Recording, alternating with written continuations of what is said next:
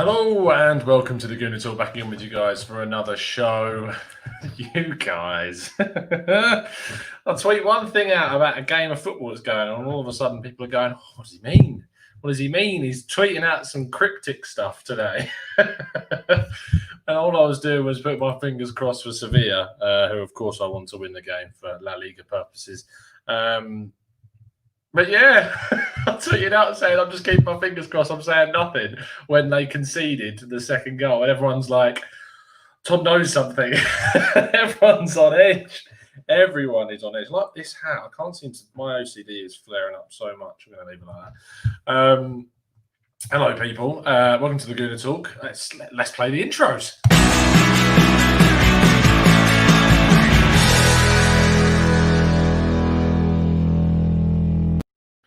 So what feels like it's becoming Gabriel transfer daily is what's going on now. My God, I'm just getting so sick of this. Glenn Cook's very confident. Gabriel is ours, he says. Let's jump onto Twitter. Let's go on our trusty. Let's go on the guy I was giving a shout out to yesterday. Let's share the screen so you can all see it as well.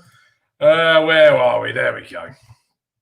So, so the latest news, Gianluca Di Marzio says that Gabriel is closer to Arsenal. If Man United will not raise, the player will accept the Gunners' offer.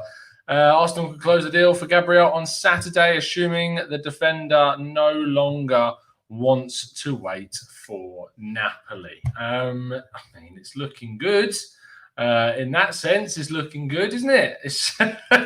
But this is what we've been said. Effectively, we'll be sitting here in about, 30 years' time, and he will have 48 hours to make up his mind about where he wants to go. It's really frustrating, though, isn't it? I thought we'd at least get an Aubameyang contract thing today. That's what I thought was going to happen. That's not happened. You see, and that's why I don't tweet anything out. As soon as you think something's going to happen, eventually it doesn't happen. And so what's the point of making yourself look like a mug? Let's get some more of your comments. Iron Cub says, I'm just glad we're not linked with Diego Carlos. And people have been tweeting me saying, what are you on about Diego Carlos? I'm telling you, the guy's a good defender. He made one mistake, quite a bad one, admittedly, quite a bad one. But other than that, it's just like, I don't really understand how anyone else will... How you can just sort of turn away from the idea that someone is a good defender. They make one big calamitous mistake, granted in a final, but yeah, it's mad. It just shows that people don't really watch more than just one game. You need to have a little bit more, go into things a little bit more than what you just see there. So yeah, let's have a look down the Gabriel side of things. Let's just type in old Gabriel, which is risky, of course.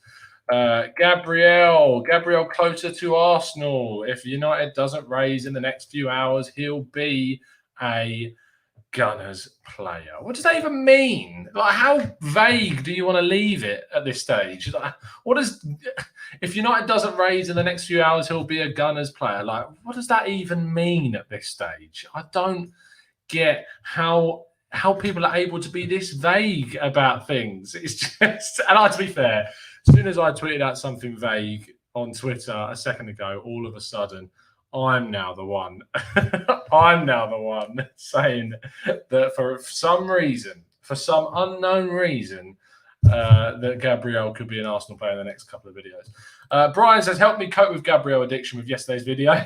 No problem, Brian. Glad you enjoyed it, mate. I just thought I'd jump on at half time and have a chat with you guys, to be honest, because effectively there is no real news. There's nothing going on. Gabriel is the only thing you can talk about. The Partey thing is quiet. The Aouar thing, actually, that's a lie. It's not the only thing that's going on. There is one other thing we should talk about, and that's Mainsley. Our boy Mainsley.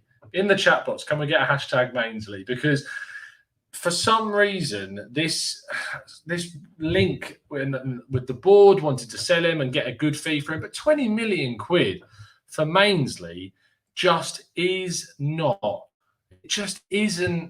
it's not a fair fee. You've got who are you going to get for 20 million quid that's going to do a better job than what Mainsley is currently doing?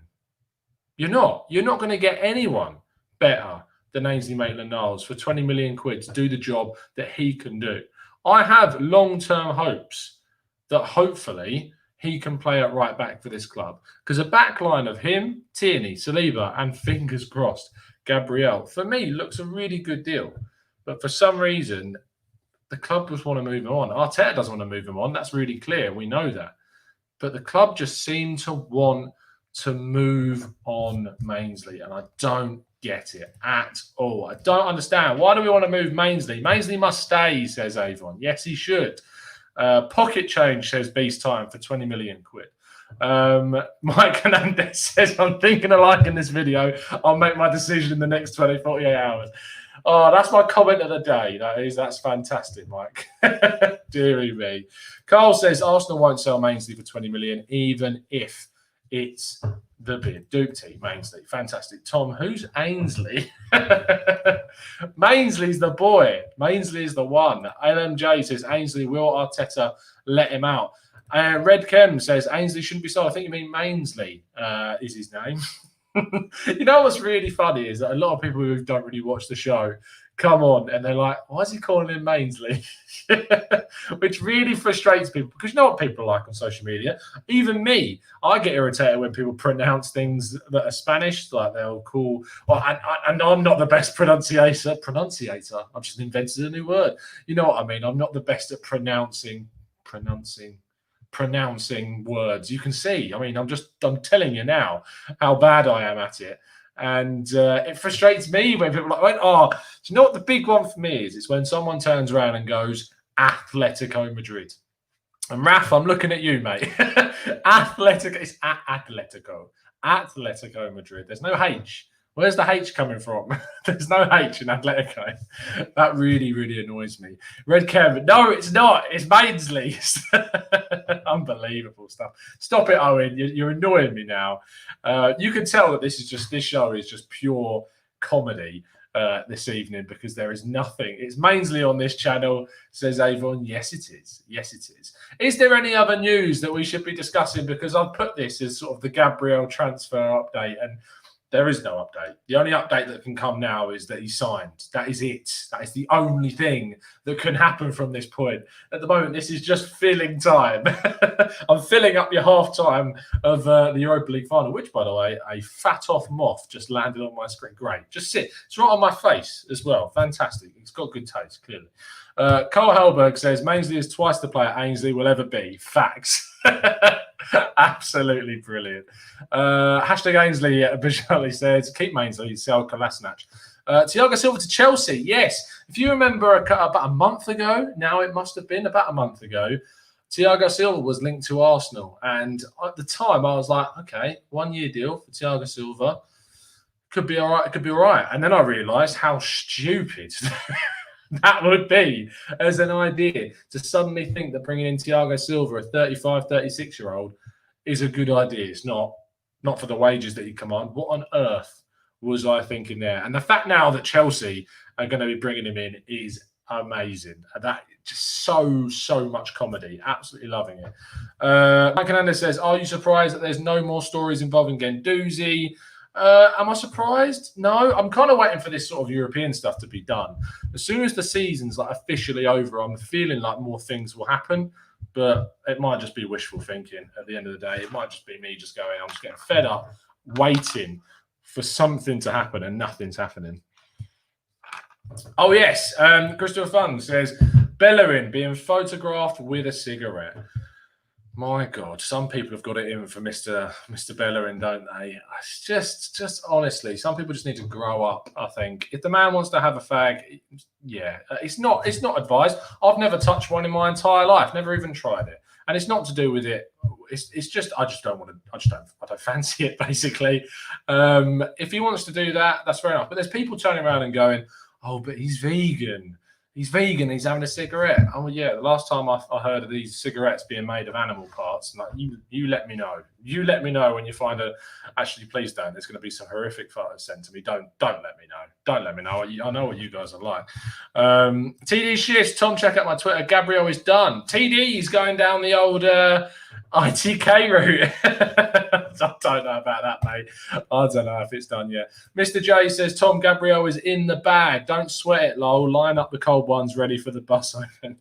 Yeah, I will be having a couple of beers, it's fair to say, when we finally announce this, unless it's next Friday, in which case I'll be doing the long drive up to the Lake District. But other than that, busting open those cans, 100%, mate. Tivo Pesk says Berbatov used to do a packet a day. There's loads. Arsene Wenger used to smoke on the touchline at Monaco. It's honestly, people get so, with certain things like this, which is just a throwaway thing. There's so many more important things in the world going on right now than Bellerin having a cigarette, and yet people having a meltdown, an absolute meltdown. I can't understand it. There's also things going on with Harry Maguire.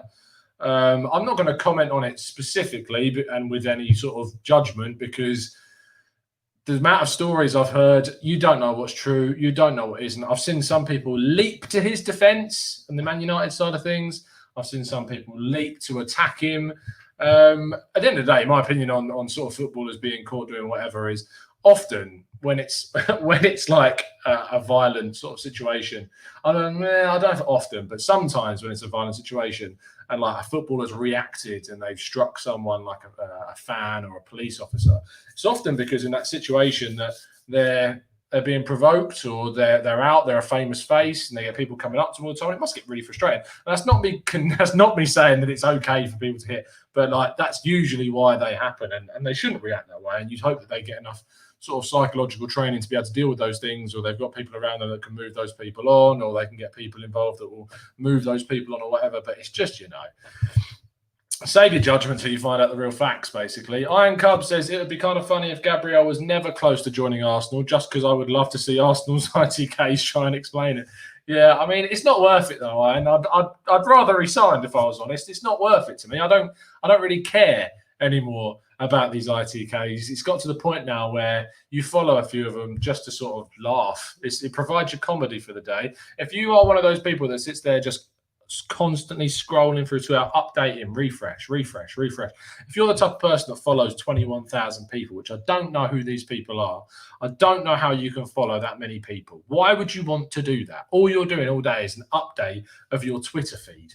How on earth do you do anything? How can you do anything if you follow thousands and thousands of people? I get the whole follow back thing. I don't do that. I follow people that I want to follow in terms of like news outlets, and I follow people that I see and talk to on a daily basis. Like at the end of the day, I'm not going to follow just a random person, because my timeline needs to be something that I can scroll through, and all of the things I'm seeing is as relevant information as possible, or there are opinions from people that I respect or sometimes don't respect, so I can reply to them. And that's it. Peter Renner says, Tom, what are your thoughts on Socrates being released from his contract so he can go to Roma and Napoli? Again, this is similar to the Mkhitaryan thing. I understand the positives of saving money on their wages, but I just don't quite understand the idea that you can let someone go for nothing. And I get that you're saving wages, but they're an asset of the club that you should be able to make money from. That's what I don't get. That's what I don't understand. I'm not quite sure why they would do that. I really, really don't get it. Let's have a look at, oh my God, TD Shifts. I've just seen your DM be sent through. That's not real. It doesn't even look like Gabriel, does it? I think that's Saliba. I'm not sure. I can't tell. It's from the back. I don't think that's. If it is, I'll hold my hands up. It doesn't look like him at all. This moth needs to go away. Stop spamming my timeline. If you spam my timeline, I'm just going to put you in a timeout. Can you please not spam the timelines? Much appreciated. Zamir says, nope, 5 million minimum for Papa. Exactly, yeah. That's the sort of thing that we need to look at, is that these players that we can get money for them. Like, why on earth would you let these players leave for free? Let's just put this person in timeout. There we go. Please don't spam my chat, because I'm just going to put you in timeout. I've got an old teacher now. That's your first warning. Then you give me a planner. That's how it's going to work.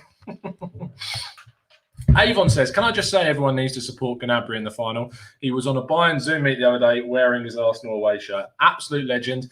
Yes, I'm probably going to be back in Bayern in the final. I don't want to see PSG win it. I don't like Bayern, but I don't like PSG more. And so therefore, I'm going to be back in Bayern, as I'll be back in Sevilla in the second half. Obviously, if you're watching this on playback, then it is what it is. Sevilla might have lost by then, and you'll send me a tweet saying, ha ha, they lost. But there you go. Well, there's your 15 minutes. There's your halftime entertainment. I know there wasn't too much in terms of information because I said this was a Gabriel Daily. Nothing new has happened. All we know that apparently is if Manchester United don't step up their offer in the next couple of hours, he won't be an Arsenal player. Where do they come up with this stuff? I just don't understand. Thank you ever so much for tuning in. I know this has been the worst video I've probably ever done, but just drop a like on the channel. Give us a subscription. We'll be doing plenty of tactical breakdowns and more serious stuff as we usually do on the show next week with the podcasts and with more sort of breakdowns into looking ahead. I have admittance, to be fair, one thing that I do need to hold my hands up for, there will be no Raw reaction show straight after the Community Shield. I'm away that weekend, still in the country for the coronavirus stuff, still in the country, but I'm away. Not sure I'm even going to be able to watch the game because I'm in a remote part of England that may not have connection to that sort of thing. Hopefully I can get hold of it. There will be a show later on. There just won't be a show straight after the game. So you have to go watch along or something. So, yeah. Enjoy your evenings. Enjoy the rest of the European fixtures. I'll see you tomorrow for any update on any news possible that comes up. Other than that, this has been the worst Goon Talk show we've ever produced. But it's been a pleasure talking to you, as it always is. And we'll see you again very, very soon. And as always, up the Arsenal.